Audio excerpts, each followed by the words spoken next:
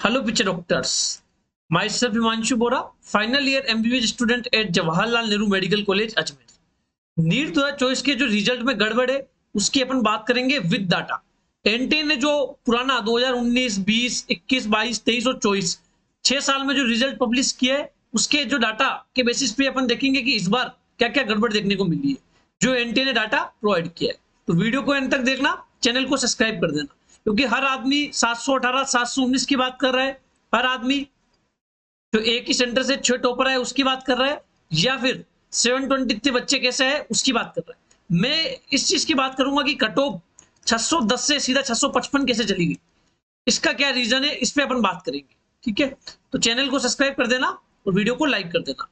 ठीक है, देखो रिजल्ट में अपन क्या क्या गड़बड़ है वो सारी चीजें देखेंगे अपन 2024 के ना, क्योंकि यदि 1500 बच्चे जो है 1563 बच्चे उनके यदि ग्रेस मार्क्स हटा भी दिए तो कट ऑफ पे ज्यादा से ज्यादा 1 नंबर का फर्क पड़ जाएगा, है ना। तो उससे क्या होगा, उससे तो 645 वाले को तो कॉलेज थोड़ी मिलेगा, 640 वाले को कॉलेज थोड़ी मिलेगा।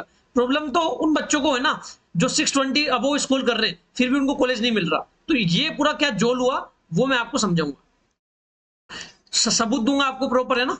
प्रॉपर जो डाटा एनालाइज करेंगे अपन। ठीक है, सबसे पहले मैं आपको बताता हूं स्कोर वर्सेस रैंक। देखो किसी भी ईयर एकदम से ग्रोथ देखने को मिल सकती है ना, या तो ग्रोथ देखने को मिल सकती है या डिप देखने को मिल सकता है, लेकिन उसका रीजन होता है, एक प्रॉपर रीजन होता है, एक एक्स फैक्टर होता है जो उस चीज को कंट्रोल करता है। ठीक है, अब देखो 2019 में 600 प्लस स्कोर करने वाले कैंडिडेट थे 7780, 2018 से 401% की ग्रोथ हुई है। इसका रीजन क्या था, क्योंकि 2018 का जो पेपर था वो बहुत डिफिकल्ट था, है ना। सबसे इंपॉर्टेंट जो फैक्टर होता है वो पेपर का डिफिकल्टी लेवल होता है।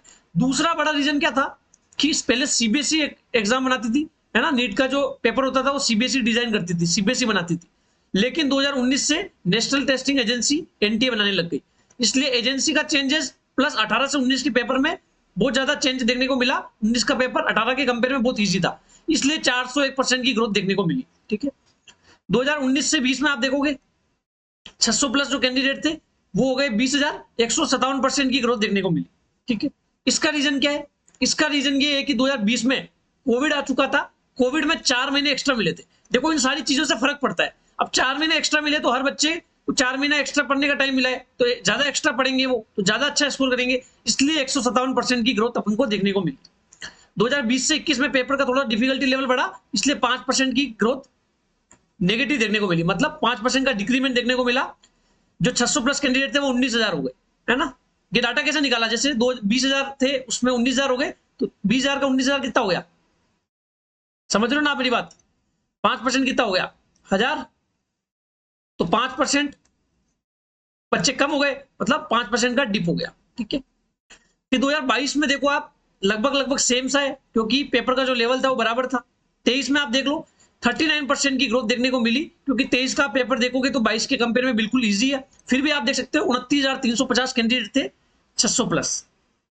2024 में देखो आप 2023 और 24 का न तो कोई एक्स फैक्टर, न तो ऐसी कोई चीज हुई, है ना, न कोई एक्स्ट्रा टाइम मिला, फिक्स बच्चों को 1 साल मिला, न कोई पेपर का डिफिकल्टी लेवल बढ़ा, है ना। 23 और 24 का पेपर भी इक्विवेलेंट है। तो एकदम से ऐसा क्या हुआ, कोई बिना एक्स फैक्टर के 81,000 कैंडिडेट 2024 में 81,000 कैंडिडेट 600 प्लस आ गए। तो यहां अपन को जोल देखने को मिल रहा है 175% की ग्रोथ है विदाउट एनी रीजन। यदि कोई वैलिड रीजन होता है तो मैं मान सकता हूं, क्योंकि 18 से 19 में अपन को 400% की ग्रोथ देखने को मिली, लेकिन यहाँ पे पेपर का डिफिकल्टी लेवल में बहुत फर्क है, जमीन आसमान का फर्क है 18 और 19 के पेपर में। प्लस 18 पेपर सीबीएसई बनाती थी, 19 का पेपर एनटीए ने बनाया, इसलिए इतना फर्क देखने को मिला। लेकिन 23 और 24 का पेपर भी सेम। ठीक है, उसके बाद अपन को इतने चेंजेस देखने को क्यों मिले, इतनी ग्रोथ क्यों हुई। ठीक है, ये सबसे बड़ा क्वेश्चन है। ये जो एनटी का डाटा है वही मैंने आपको बताया। ठीक है, दूसरा डाटा देखते हैं अपन।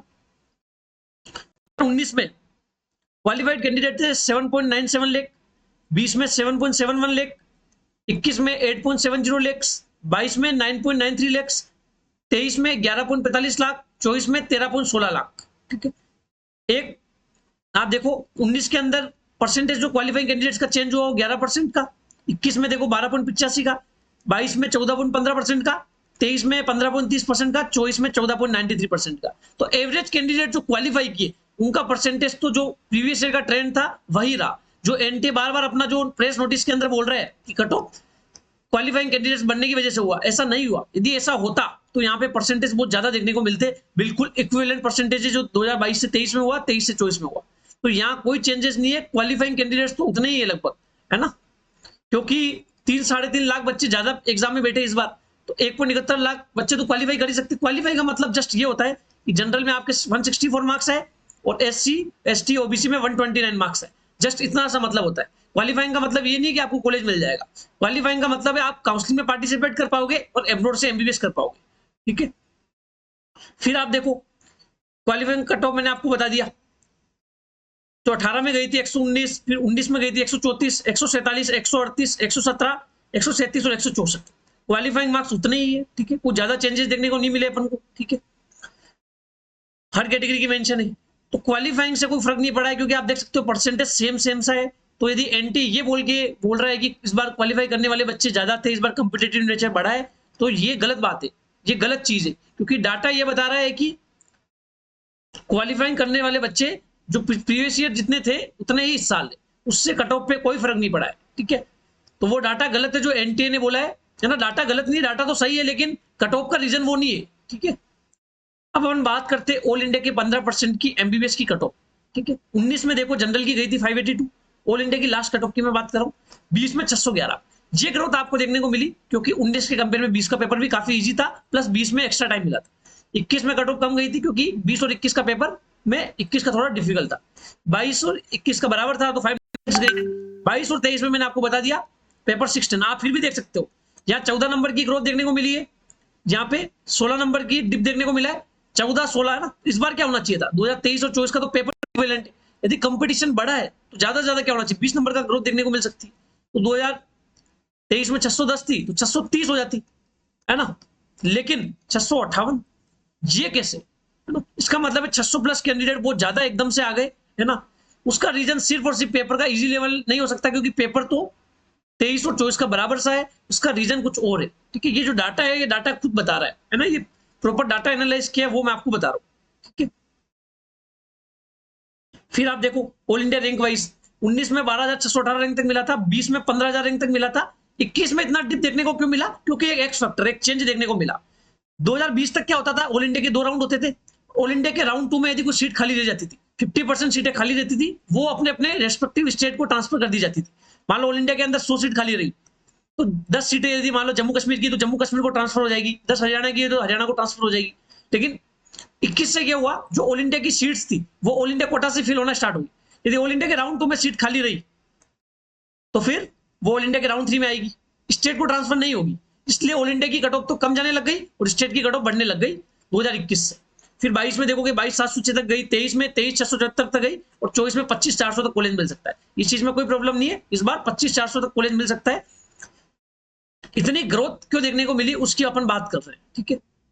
आप देख सकते हो, सबसे पहली चीज मैंने बताया, क्वालिफाइंग में कोई फर्क देखने को नहीं मिला, कट ऑफ में अपन को बहुत फर्क देखने को मिल रहा है, ठीक है। अब ये सबसे बड़ी चीज, सबसे इंपॉर्टेंट चीज जो है ना, वो यही है, मार्क्स वर्सेस रैंक।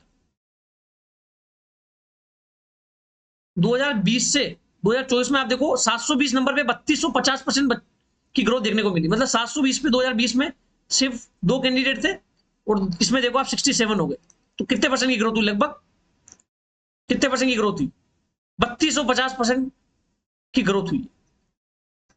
710 नंबर पे 1567% की ग्रोथ हुई है। पहले भी आप ग्रोथ देख सकते हो, 130, 38, 110, 46, 32, 16, 5% नॉर्मल ग्रोथ है। यहां भी यदि ऐसा होता 60, 70, 75, 80, 90 है ना, 100 तक ठीक है, 700 से ऊपर देखो आप, इतनी ग्रोथ, 3250% की ग्रोथ। एकदम से ऐसा क्या हुआ कि इतने सारे बच्चे 720 स्कोर करने लग गए एक ही साल में, ऐसा नहीं कि 4-5 सालों में हुआ, एक ही साल में ऐसा क्या हुआ, 700 प्लस देखो 650% की ग्रोथ, 690 में 400% की ग्रोथ। 2023 का 22 की कंपेयर में इजी था, तो भी इतनी ग्रोथ देखने को नहीं मिल रही। 23 और 24 का तो पेपर भी बराबर लेवल का है, फिर 132 की से 465 सीधा, 670 नंबर पे 2023 में 87% की ग्रोथ देखने को मिली 2022 के कंपेयर में, और 24 में आप देखो 23 के कंपेयर में 380% की ग्रोथ देखने को मिली।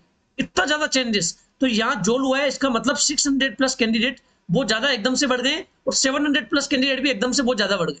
ये सिर्फ और सिर्फ क्वालिफाइंग कट ऑफ से डिसाइड नहीं होता, या सिर्फ ज्यादा बच्चे बढ़े उससे नहीं हुआ है, या कुछ तो प्रॉब्लम हुई है, या तो पेपर बड़े लेवल पे लीक हुआ है, या फिर इलीगल तरीके से बच्चों के ओएमआर सबमिट करने के बाद बच्चों की ओएमआर फिल कर दी गई, या फिर ज्यादा बच्चों को ग्रेस मार्क्स दिए, तभी ही ये चीज पॉसिबल है। बाकी एकदम से इतने सारे बच्चे देखने को नहीं मिल सकते। ये पूरा डाटा बता रहा है, मैं कुछ नहीं बता रहा, जो एनटीए ने डाटा पब्लिश किया था उसके बेसिस पे ही ये सारी चीजें मैं आपको बता रहा हूं। अब देखो आप 2018 में 720 जीरो कैंडिडेट के थे, 19 में जीरो, देखो 20 में 2 थे, 21 में 3 थे, 22 में 0 थे, 23 में 2 थे, 720, 24 में 67 हो गए एकदम से। आप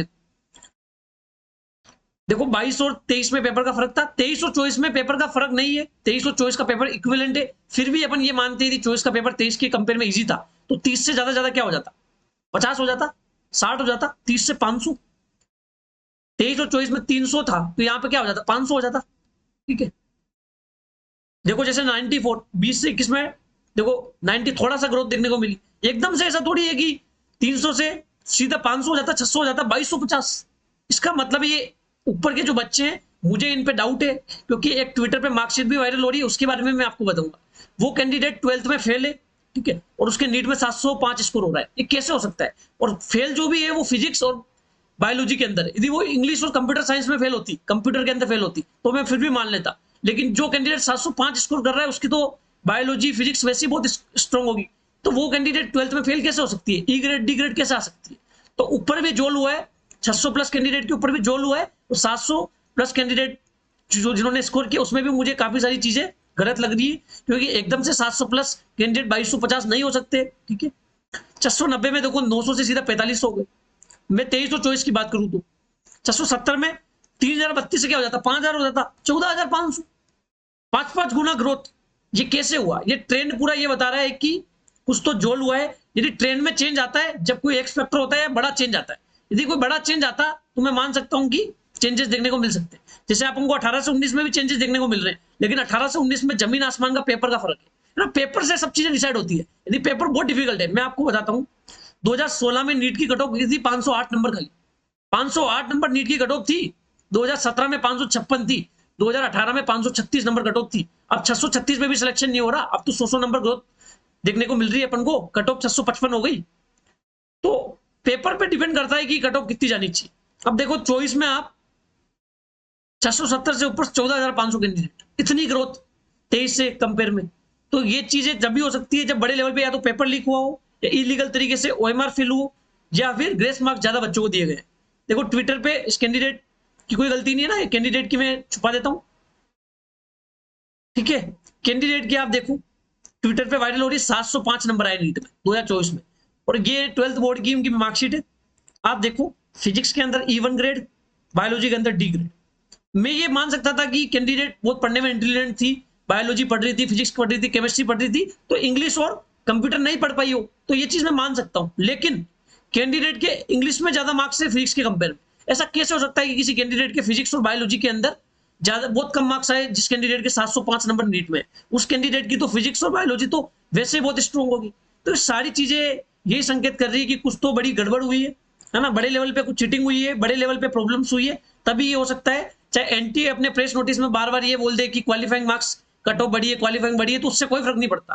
क्वालिफाइंग मार्क्स का मतलब होता है ओनली बच्चा काउंसलिंग में पार्टिसिपेट कर सकता है या एब्रॉड एमबीबीएस करने जा सकता है। 150 160 नंबर होती है क्वालिफाइंग कट ऑफ्स। बात अपन कर रहे हैं 600 प्लस कैंडिडेट इतने ज्यादा कैसे बढ़े, 650 प्लस कैंडिडेट इतने ज्यादा कैसे बढ़े, इसकी अपन बात कर रहे हैं। तो मैंने आपको सारा डाटा बता दिया कि ये प्रॉब्लम्स अपन को देखने को मिली है। एनटीए इन चीज पे एनटीए को जवाब देना पड़ेगा। एनटीए ने कमेटी बनाई है, और कमेटी में आप देखो आज अखबार में मैंने एक आर्टिकल आया था, टेलीग्राम चैनल पे भी मैंने डाल दिया। उसमें जो चेयरमैन, पहले तो ये बोल रहे थे जो भी प्रेस कॉन्फ्रेंस हुई थी कि यूपीएससी का जो चेयरमैन है प्रीवियस चेयरमैन वही लीड करेंगे, लेकिन अब एनटीए ने चेयरमैन भी चेंज कर दिया। जो एनटीए के चेयरमैन है उन्हीं से वो कमेटी के लीड करने वाले हैं। तो एनटीए का खुद जो मेंबर है वही कमेटी को लीड कर रहा है। तो हर जगह को अपन देख रहे हैं कि एनटीए सारी चीजें छुपा रहा है अपन से। दूसरी चीज बिल्कुल ट्रांसपेरेंसी नहीं है, खुद यदि बार बार ये बोलते हैं कि हम बहुत ट्रांसपेरेंट इंस्टीट्यूशन है, लेकिन बिल्कुल ट्रांसपेरेंट नहीं है। तीसरी चीज कि बिहार जो इकोनॉमिक स्टूडेंट है, बिहार की जो पुलिस है, उन्होंने बोला एनटी को कोऑपरेट करने के लिए, एनटी से पेपर मांगा, एनटी ने अभी तक उनको पेपर प्रोवाइड नहीं किया है ना। तो ये भी बोल रहे हैं कि एनटी इंफॉर्मेशन प्रोवाइड नहीं कर रहा। तो हर तरफ से नेगेटिव इंफॉर्मेशन देखने को मिल रही है की तरफ से, लेकिन एनटी मानने को तैयार नहीं है। तो बड़ा जोल हुआ है, बड़ी प्रॉब्लम हुई है ना। आप इस चीज को लेके आवाज उठाइए। बाकी अपने जो एनवी सर है बहुत अच्छा कदम उठा रहे हैं ना, सुप्रीम कोर्ट में PIL फाइल कर रहे हैं, फिजिक्स वाला जो सर है अपने अलग पांडे सर वो PIL फाइल कर रहे हैं ना, अलग अलग इंस्टीट्यूशन आगे आ रहे हैं, तो काफी अच्छी चीज है। देखते हैं आगे क्या होता है। बाकी रिजल्ट तो 100% आएगा यदि सारे सबूत सुप्रीम कोर्ट के सामने पेश करते हैं, सुप्रीम कोर्ट को यदि लगा कि सच में पेपर हुआ है, सच में धांधली हुई है, तो फिर सुप्रीम कोर्ट रीनीट के ऑर्डर भी दे सकता है। ठीक है, ये देखते हैं अपन सुप्रीम कोर्ट की जब सुनवाई होगी तब। वीडियो आपको अच्छा लगा हो तो वीडियो को लाइक करना, कमेंट करना, चैनल को सब्सक्राइब कर देना। मिलते हैं किसी अगले वीडियो में। Thank you so much.